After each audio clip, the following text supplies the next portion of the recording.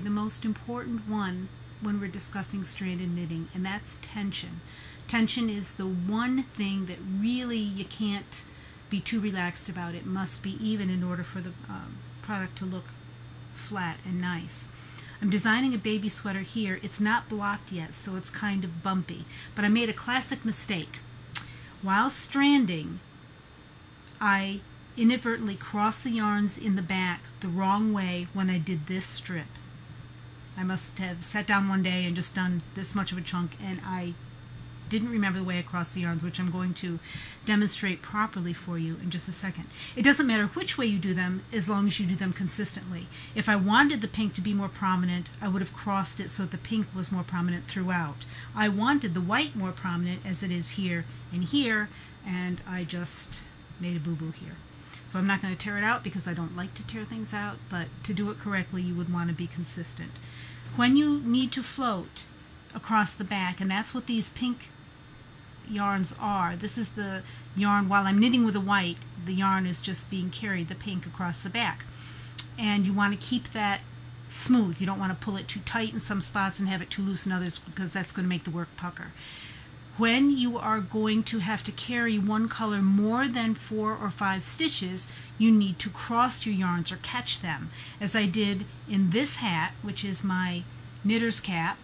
I have a pattern up for that. Sometimes the red had to go long distances, for instance, before it was picked up again.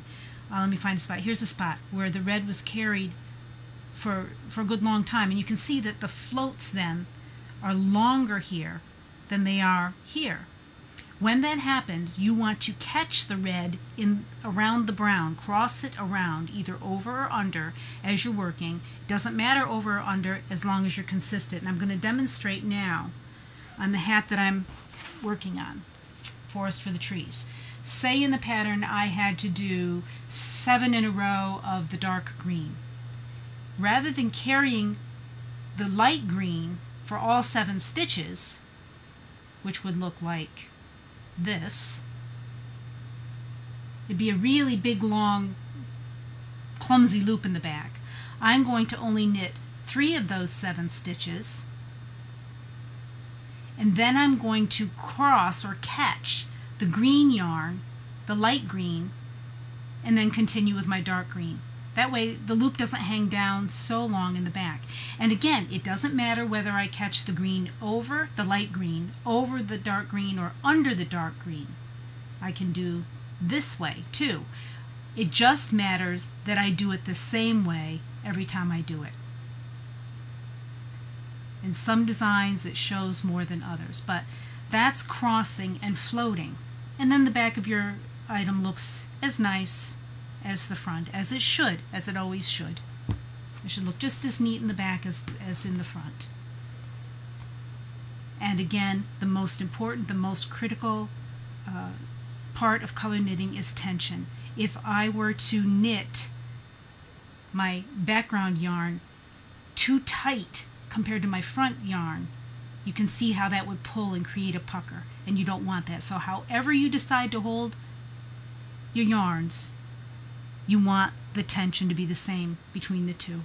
Again, if you look at the baby sweater, I haven't blocked it yet, so it looks kind of bumpy. That's not an issue. When I block it, that's going to smooth out. The problem with this is that I didn't cross them consistently, so the color appeared different.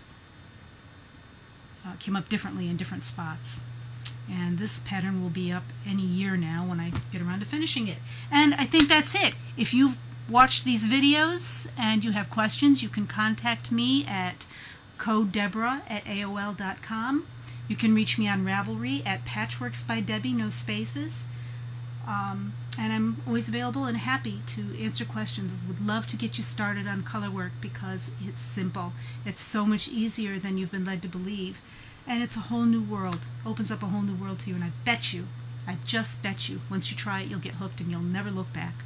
Thanks for listening. And go make another cup of coffee.